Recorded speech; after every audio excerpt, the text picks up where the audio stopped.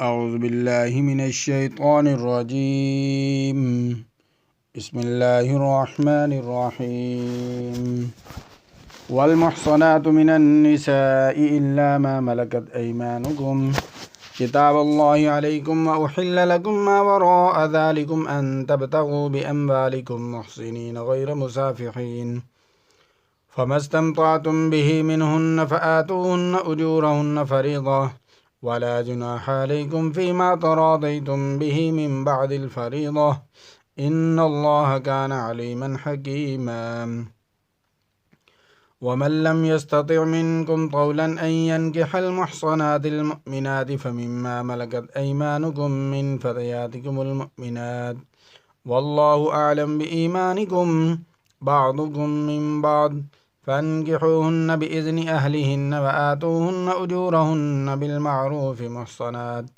بالمعروف محصنات غير مسافحات ولا متخذات أخدان فإذا أحصن فإن أتين بفاحشة فعليهن نصف ما على المحصنات من العذاب ذلك لمن خشي العنة منكم وأن تصبروا خير لكم والله غفور رحيم. يريد الله ليبين لكم ويهديكم سنن الذين من قبلكم ويتوب عليكم والله عليم حكيم. والله يريد أن يتوب عليكم ويريد الذين يتبعون الشهوات أن تميلوا ميلا عظيما يريد الله أن يخفف عنكم وخلق الإنسان ضعيفا. يا أيها الذين آمنوا لا تأكلوا أموالكم بينكم بالباطل إلا أن تكون تجارة عن تراض منكم ولا تقتلوا أنفسكم إن الله كان بكم رحيما. ومن يفعل ذلك عدوانا وظلما فسوف نصليه نارا وكان ذلك على الله يسيرا. إن تجتنبوا كبائر ما تنهون عنه نكفر عنكم سيئاتكم وندخلكم مدخلا كريما. ولا تتمنوا ما فضل الله به بعضكم على بعض للرجال نصيب مما اكتسبوا وللنساء نصيب مما اكتسبن واسألوا الله من فضله إن الله كان بكل شيء عليما. ولكل جعلنا موالي مما ترك الوالدان والأقربون والذين عقدت أيمانكم فآتوهم نصيبهم إن الله كان على كل شيء شهيدا. الرجال قوامون على النساء بما فضل الله به بعضكم على بعض وبما أنفقوا من أموالهم فالصالحات قانتات حافظات للغيب بما حفظ الله واللاتي تخافون نشوزهن فعظوهن واهجروهن في المضاجع واضربوهن فإن أطعنكم فلا تبغوا عليهن سبيلا إن الله كان عليا كبيرا. وإن خفتم شقاق بينهما فبعثوا حكما من أهله وحكما من أهلها إن يريدا إصلاحا يوفق الله بينهما إن الله كان عليما خبيرا. واعبدوا الله ولا تشركوا به شيئا وبالوالدين إحسانا وبذي القربى واليتامى والمساكين والجار ذي القربى والجار الجنب والصاحب بالجنب وابن السبيل وما ملكت أيمانكم إن الله لا يحب من كان مختالا فخورا. الذين يبخلون ويأمرون الناس بالبخل ويكتمون ما آتاهم الله من فضله وأعتدنا للكافرين عذابا مهينا. والذين ينفقون أموالهم رئاء الناس ولا يؤمنون بالله ولا باليوم الآخر ومن يكن الشيطان له قرينا فساء قرينا. وماذا عليهم لو آمنوا بالله واليوم الآخر وأنفقوا مما رزقهم الله وكان الله بهم عليما. إن الله لا يظلم مثقال ذرة وإن تك حسنة يضاعفها ويؤت من لدنه أجرا عظيما. فكيف إذا جئنا من كل أمة بشهيد وجئنا بك على هؤلاء شهيدا يومئذ يود الذين كفروا وعصوا الرسول لو تسوى بهم الأرض ولا يكتمون الله حديثا. يا أيها الذين آمنوا لا تقربوا الصلاة وأنتم سكارى حتى تعلموا ما تقولون ولا جنبا إلا عابري سبيل حتى تغتسلوا وإن كنتم مرضى أو على سفر أو جاء أحد منكم من الغائط أو لامستم النساء فلم تجدوا ماء فتيمموا صعيدا طيبا فامسحوا بوجوهكم وأيديكم إن الله كان عفوا غفورا ألم تر إلى الذين أوتوا نصيبا من الكتاب يشترون الضلالة ويريدون أن تضلوا السبيل والله أعلم بأعدائكم وكفى بالله وليا وكفى بالله نصيرا من الذين هادوا يحرفون الكلم عن مواضعه ويقولون سمعنا وعصينا واسمع غير مسمع وراعنا ليا بألسنتهم وطعنا في الدين ولو أنهم قالوا سمعنا وأطعنا واسمع وانظرنا لكان خيرا لهم وأقوم ولكن لعنهم الله بكفرهم فلا يؤمنون إلا قليلا يا أيها الذين أوتوا الكتاب آمنوا بما نزلنا مصدقا لما معكم من قبل أن نطمس وجوها فنردها على أدبارها أو نلعنهم كما لعنا أصحاب السبت وكان أمر الله مفعولا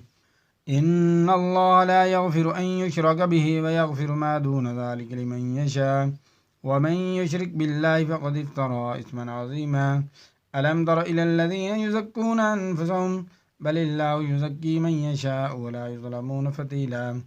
انظر كيف يفترون على الله الكذب وكفى به إثما مبينا ألم تر إلى الذين أوتوا نصيبا من الكتاب يؤمنون بالجبت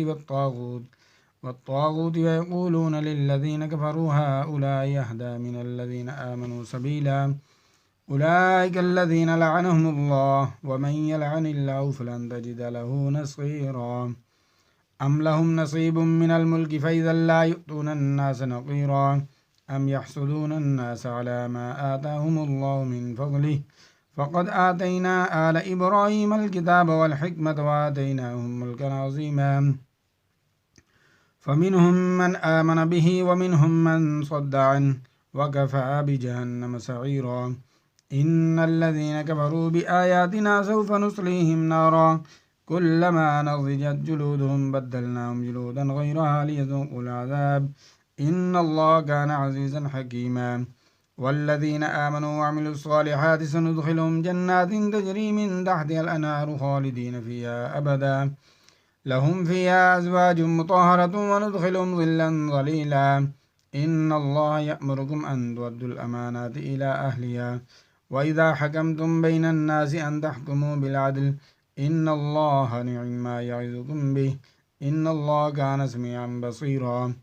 يا أيها الذين آمنوا أطيعوا الله وأطيعوا الرسول وأولي الأمر منكم فإن تنازعتم في شيء فردوه إلى الله والرسول إن كنتم تؤمنون بالله واليوم الآخر ذلك خير وأحسن تأويلا ألم تر إلى الذين يزعمون أنهم آمنوا بما أنزل إليك وما أنزل من قبلك يريدون أن يتحاكموا إلى الطاغوت وقد أمروا أن يكفروا به ويريد الشيطان أن يضلهم ضلالا بعيدا وإذا قيل لهم تعالوا إلى ما أنزل الله وإلى الرسول رأيت المنافقين يصدون عنك صدودا فكيف إذا أصابتهم مصيبة بما قدمت أيديهم ثم جاءوك يحلفون بالله إن أردنا إلا إحسانا وتوفيقا أولئك الذين يعلم الله ما في قلوبهم فأعرض عنهم وعظهم وقل لهم في أنفسهم قولا بليغا وما أرسلنا من رسول إلا ليطاع بإذن الله ولو أنهم إذ ظلموا أنفسهم جاءوك فاستغفروا الله واستغفر لهم الرسول لوجدوا الله توابا رحيما فلا وربك لا يؤمنون حتى يحكموك فيما شجر بينهم ثم لا يجدوا في أنفسهم حرجا مما قضيت ويسلموا تسليما ولو أنا كتبنا عليهم أن اقتلوا أنفسكم أو اخرجوا من دياركم ما فعلوا إلا قليل منهم ولو أنهم فعلوا ما يوعظون به لكان خيرا لهم وأشد تثبيتا وإذا لآتيناهم من لدنا أجرا عظيما ولهديناهم صراطا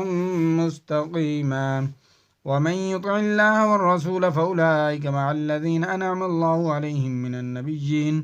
من النبيين والصديقين والشهداء والصالحين وحسن أولئك رفيقا ذلك الفضل من الله وكفى بالله عليما يا أيها الذين آمنوا خذوا حذركم فانفروا ثبات أو انفروا جميعا وإن منكم لمن ليبطئن فإن أصابتكم مصيبة قال قد أنعم الله علي إذ لم أكن معهم شهيدا ولئن أصابكم فضل من الله ليقولن كأن لم تكن بينكم وبينه مودة يا ليتني كنت معهم فأفوز فوزا عظيما